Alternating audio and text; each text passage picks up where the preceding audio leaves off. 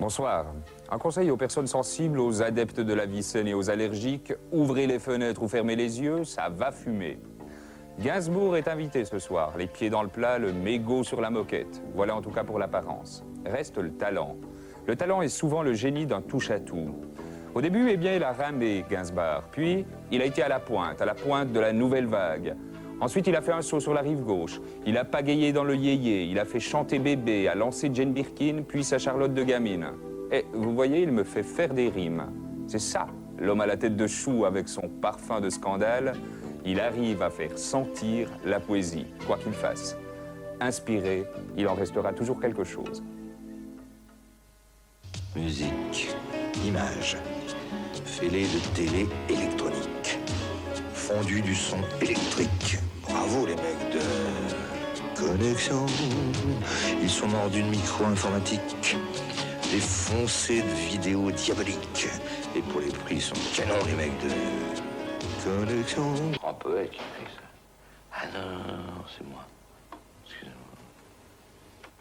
Je sais, je sens, je comprends que la musique de Gainsbourg, la musique de ses chansons notamment, a beaucoup compté, beaucoup plus qu'on ne croit, mais on s'en apercevra plus tard, dans la sensibilité de ce dernier quart de siècle. Dans tes yeux, je vois mes yeux, pour toi, quelle chance, ça te donne des lueurs d'intelligence. Ou alors là, ça a fait tilt, et je me suis dit, celui-là, faut pas que je le loupe, parce qu'en voilà un qui sait écrire. Et alors, je l'ai vu sur scène, et sur scène... Oh, c'était terrible, les premiers passages de Gainsbourg. Il y en a qu'un à qui on peut le comparer, c'est Boris. Boris Vian et Gainsbourg, c'était exactement pareil sur scène. C'est-à-dire des gens qui auraient sans doute donné beaucoup de choses pour pas être là. Je pense que c'était des hommes très complexés comme ça, très introvertis, alors que en principe, les acteurs, les chanteurs sont des extravertis et qui ont envie d'aller vers le public, et eux, ils n'avaient pas du tout envie d'aller vers le public. Et ça se sentait tellement, ça se sentait à leur maladresse. Maladresse ou non, Serge Gainsbourg est né à Paris, un beau jour de l'année 1929, sous le nom de Lucien Gainsbourg. Parents artistes, immigrés juifs, chassé de Russie par la Révolution d'Octobre, le père entame en France une carrière de pianiste de bar. Il inculque la musique à ses enfants dès leur plus jeune âge. Serge, peu brillant à l'école, découvre avec ravissement le littoral français, ses palaces et ses casinos où joue son père. Quelle tentation, le luxe des autres et la plage pour les vacances.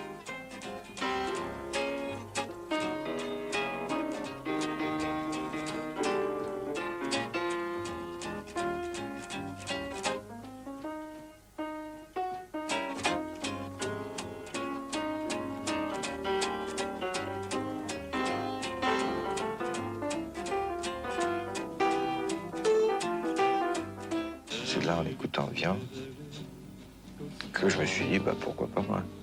C'est pas si infamant que ça. Mais parallèlement à Vian et à Cosma Prévert, je ne citerai personne, mais il y a des cochonneries épouvantables. Et actuellement, c'est la même chose. Il y a moi, avec Mélodie Nelson, et puis il y a du... Mais c'est parce qu'au début, les gens étaient vraiment très vaches avec lui. C'était très dur. Moi, j'ai vu un concert au Palais Royal dans un petit cabaret avec Baxic et Gaudry où il y avait strictement que 4 personnes. Et je veux dire, je l'ai vu pendant une bonne demi-heure. On est resté dans la loge, il bougeait plus, il fumait cigarette sur cigarette. Il était très très très mal. Il souffrait beaucoup à ce moment-là. Il n'était pas reconnu pour lui-même. On aimait ses chansons, mais chantées par d'autres. Et d'autres qui faisaient du succès et pas encore lui. C'était très pénible. Je crois que les hommes s'arrangent en vieillissant. Les femmes se démolissent et les hommes s'arrangent. C'est assez injuste. Et c'est comme ça. Et lui est arrivé la même chose qui est arrivé à Jacques Brel, c'est-à-dire qu'on disait, avec une gueule pareille, il ferait mieux de ne pas se montrer. Je suis beau. Un jour, il m'a dit, quand on est différent des autres, qu'on se sent un peu déplacé parmi eux, il y a 2 solutions. Il y a celle qu'a choisie Aznavour, c'est de montrer qu'on souffre et éveiller chez le public et surtout chez les femmes du public une sorte de tendresse maternelle qui les amène à vous protéger. Ou alors, puisque le public vous gêne, c'est pas avec ses propres chansons, enfin les chansons qu'il avait écrites pour lui, que le succès lui est venu. Il a eu un succès d'estime au départ, il a eu le Grand Prix de l'Académie Charles Cros dès son premier 33 tours, on considérait que c'était un grand auteur. Une partie des critiques ne l'aimaient pas parce qu'il y avait tout un côté trop moderne en lui. Il y a tout un langage à inventer, un langage autant musical que de mots. Tout un monde à créer, tout est à faire. La chanson française est à faire actuellement. Serge Gainsbourg va nous chanter « Sois belle et tais-toi ». Il va nous chanter cette chanson avec un accent inimitable, enfin une sorte de souffle retenu qui personnellement me touche beaucoup. Me touche d'autant plus d'ailleurs peut-être que je sais qu'ils irritent pas mal d'autres. Moi j'étais complètement séduite par lui parce que... Toi, sois belle et tais-toi. Et moi j'étais complètement séduite par lui parce que c'est un homme, c'est l'homme qu'on sait, et qu'il était déjà. Et je le trouvais beau. La tête que j'ai aujourd'hui, je la regretterai dans 10 ans. Ce qui m'intéresse moi, c'est enfin ce qui m'intéressait chez lui en tout cas, et en général chez les gens, c'est ce fabuleux regard. C'est cette force intérieure, et c'est cette beauté, cette pudeur et cette insolence. Ma mère ne m'a pas voulu. Ce qui fait que j'ai 45 ans de sursis. Elle voulait se faire avorter, elle voulait me sauter. Et ça, c'était audacieux à l'époque, c'était vraiment illégal. Hein. Alors elle était à Pigalle, chez un espèce de truand. Un grand professeur, s'il vous plaît. 4. Ouais. Elle s'est tirée. C'est comme ça que je suis né. Et alors, c'est bien trouvé parce que elle a eu des jumeaux. Et le premier à sortir, elle voulait un garçon à tout prix. Le premier à sortir était ma sœur. On était jumeaux et jumelles. Enfin, garçon et fille. Alors, elle a pleuré les larmes de son corps parce qu'elle s'est dit, bon ben, j'ai déjà une fille, je vais avoir encore 2 filles. Et puis voilà qui me pointe avec mes oreilles. Donc, tous les jours de ma vie, de ma première vie, j'ai écouté du Scarlatti, Chopin, j'ai écouté Rachmaninoff. Les majeurs. Gershwin, Cole Porter. Des tangos aussi. Un petit bébé qui écoute de la musique et qui s'initie à Bach en passant par Gershwin, c'est pas dégueulasse. C'est pour ça que j'en suis là où j'en suis. Et puis les problèmes de survie sont venus après une période militaire. Vous savez qu'avant une période militaire, vous avez vos parents derrière vous. Après aussi, parfois. Oh non, pas. Oui, quand vous êtes un aristocrate, peut-être. C'était pas le cas. Alors, j'ai eu peur de la bohème que je considérais comme anachronique. La peinture, ça implique à jamais le sens de l'esthétique, de la beauté, des valeurs artistiques réelles. Et un beau jour, ce public, il l'a rejeté, il l'a cassé avec lui, parce il s'est dit, je ne peux pas continuer à m'enfermer dans cette sorte de ghetto qu'allait devenir la rive gauche. Il l'a ressenti un des premiers. Et il a commencé à écrire pour ceux et pour celles qu'on appelait les yéyés. Alors bon, la plus célèbre, c'était France Gall. Il lui a fait un Grand Prix Eurovision qui était Poupée de cire. Je ne me suis pas prostitué, jamais. Jamais. Ni avec Poupée de cire, Poupée de son. Parce que c'est une chanson agressive, la pauvre petite qui chantait ça. C'est pas gentil de dire je suis poulet de chair, poulet de sang. Les sucettes. Les sucettes, ben, faut le faire. Il faut le vivre, ça. La nouvelle vague, je dirais d'abord que c'est moi. Parce que qui est nouvelle vague veut dire qui est à l'avant-garde de la chanson. Maïs Gazer lui avait demandé, dans son émission qui s'appelle Discorama, Serge Gainsbourg, pourquoi avez-vous retourné votre veste? Et Serge lui avait répondu, j'ai retourné ma veste le jour où je me suis aperçu qu'elle était doublée de luisons. La rencontre avec Brigitte, c'est au moment où je faisais j'ai fait la série des 10 Brigitte. Je m'occupant de Serge, et ayant appris cette technique de Jacques Kettenty, je savais que pour lancer un auteur-compositeur, il fallait se débrouiller pour étaler chez d'autres interprètes la création de l'artiste, vous voyez, pour le faire connaître. Il est venu chez Claude Bolling avec 3-4 lignes d'une chanson. Et c'était sa grosse astuce, il a toujours fait ça, c'est-à-dire qu'il ne présentait pas la chanson finie, il présentait une ébauche d'une très grande efficacité parce qu'elle était toujours basée sur le titre, et sur le titre lui-même, il inscrivait la mélodie essentielle. Il a toujours fait ça, le poinçonneur des lilas, on ne peut pas se tromper parce que c'est le poinçonneur des lilas, plaf, c'est la mélodie, vous voyez. Il a toujours fait ça. Et c'est ce qu'il a fait avec Brigitte, et ensuite il y a eu toute une grande série de titres avec Bardot. Si vous voulez, le moment où je suis vraiment allé au bout de Serge, c'est au moment où Bardot a décroché de lui pour des raisons X. Blessure grave. Cette brève histoire d'amour passionné donne une chanson noire, ténébreuse, incontournable. Il y a la curiosité de tout ce qui se passe en un moment donné et le besoin d'absorber tout ce qui se passe. Je suis une éponge qui ne rejette pas son eau. Qui prend, mais qui... Mais qu'est-ce que vous en faites de cette eau, alors? Ben, je l'assimile. Mais vous la restituez d'une manière ou d'une autre, malgré tout. Non, je pense pas. Il est souvent un petit peu en avance sur l'événement lui-même.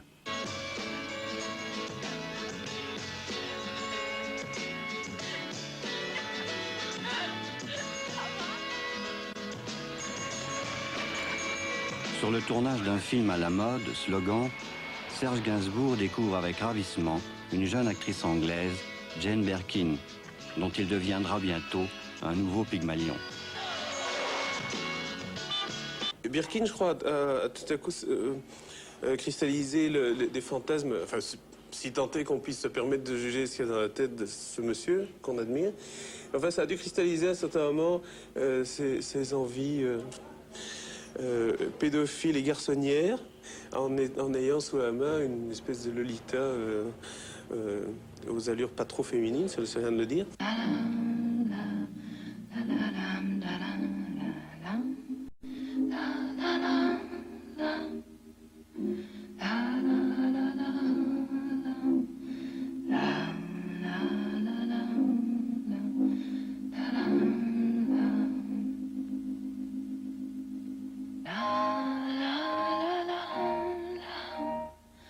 Très sur le fil.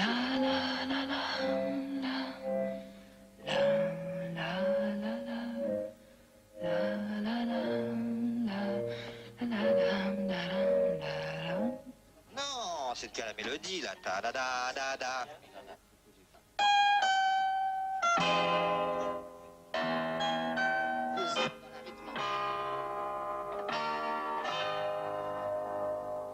Le couple Birkin-Gainsbourg, on a du mal à le croire maintenant. Il faudrait pour ça se replonger dans la presse de l'époque, mais c'était un couple qui faisait toutes les 2 semaines la couverture de Ici Paris ou de France Dimanche, parce que c'était le couple à scandale par excellence. Ça correspondait quand même évidemment à la longue et scandaleuse carrière du 45 tours, je t'aime moi non plus. En Italie, ils disaient faire l'amour à la Gainsbourg. C'est vrai. Historique. Les paroles de Je t'aime moi non plus, je ne trouvais rien d'immoral. À ces vices-là. Quand il fait de la provocation à outrance, c'est un jeu. C'est-à-dire qu'il n'y croit pas totalement lui-même. Il a inventé son double. Je m'appelle Gainsbourg. Pourquoi des risques? Je prends toujours des risques de mort. Il faut vivre dangereusement les instants de chaque jour.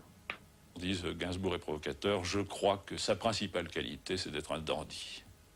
Et il a illustré le dandysme de la façon la plus exemplaire au cours de ces 20 dernières années. On a l'impression qu'il fait beaucoup plus attention à la sonorité, à la valeur des mots dans ce qu'il écrit pour John Birkin que dans ce qu'il écrit pour lui. Et est-ce que tu joues un personnage dans la vie? Je ne joue pas un personnage, je le vis.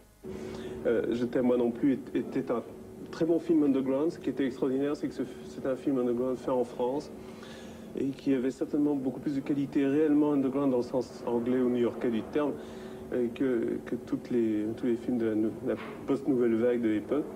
Quand même un film très dur. Très dur. Ouais, on peut le dire. Désespéré. Désespéré et très beau au niveau des images. Enfin, chaque image était léchée. Enfin, on sentait qu'il y avait le peintre qui jaillissait. Beaucoup de gens ont attaqué Gainsbourg, chanteur qui commençait à être connu, mais n'ont pas vu le film. Donc se sont fait un avis sur Gainsbourg, sur le film, en disant c'est pas bien, oui Gainsbourg a fait, mais personne ne l'avait vu. Peu de gens ont vu le film. Mais maintenant ce film a une seconde carrière, très bizarrement, et est devenu une espèce de film culte qui reste pendant des semaines et des semaines dans les petits cinémas à Paris ou d'autres cinémas. Écrit en 1975-76. Prémonition. Ouais, c'est ce que j'ai fait de mieux, Charlotte.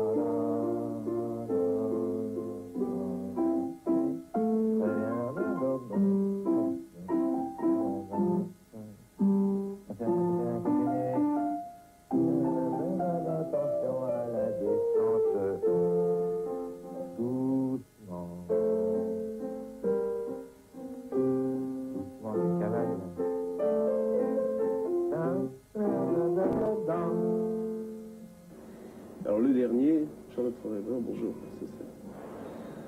C'est bien parce qu'il a voulu faire ça pour sa petite fille, mais... Avec Charlotte Forever, le voici maintenant Pygmalion de sa propre fille. Y aurait-il dans l'air un zeste d'inceste?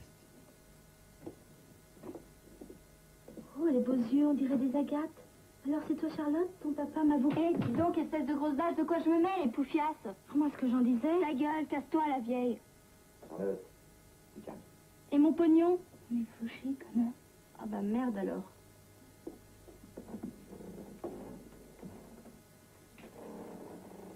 Tu as perdu ta pantoufle de verre? Ouais. J'en ai en considération. Parce que quand on est à la recherche de la rigueur, et on a un époux certainement, et qu'on est intègre, parce que les gens pensent que je suis un cynique, en fait, je suis un garçon très intègre, et ben on épouse, on touche à la rigueur, on éprouve un pied, on prend un pied maximum. Tous les albums qui ont sorti dans les années 70, du genre Melody Nelson, L'homme à la tête de chou, etc., sont devenus disques d'or bien après leur sortie. À l'époque de leur sortie, Encore on the Bunker, il en a vendu 15 000, 20 000, c'était un désastre. Il ne rentrait même pas dans ses frais. Tandis que tout à coup, quand il a eu cette inspiration d'aller enregistrer en Jamaïque et de faire aux armes, etc., hein, alors là, tout à coup, ça a marché. Et il a été reconnu par ce public jeune. Le rendez-vous était bon. Parce que la New Wave, les punks, etc., avaient un peu dégagé le terrain, probablement avaient un peu éclairci les esprits, et tout à coup, les jeunes étaient prêts à accepter Gainsbourg comme le pervers pépère spirituel. C'est la réponse à Strasbourg. Il est vraiment dans son temps, toujours. Parce que c'est vrai qu'il n'a pas de problème avec les jeunes, lui. Alors qu'on pourrait dire, c'est un gars qui a exactement mon âge. on pourrait se dire, et l'âge de Beko, on pourrait se dire, oh, c'est plié plus dans le cou, c'est un vieux, etc. Non, mais c'est vrai. Alors que ça ne se pose même pas. Tout seul, la technique affirmative. Du côté, self-control affirmative. Comment ça?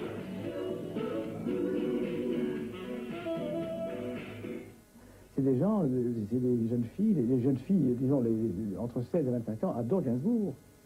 Et ça, il en est très conscient, et parce que justement, il déroute, parce qu'il casse un peu le rythme familial, il donne raison aux enfants contre les parents. Sa morale, c'est quoi? Faites ce que vous voulez, vivez comme vous voulez, le plaisir de vivre, c'est le soleil, c'est l'eau à la bouche. Enfin, quand on voit ces types de films, la javanaise, ces types de chansons, sa façon de vivre, c'est le plaisir, c'est fantastique, quoi. Prenons le plaisir.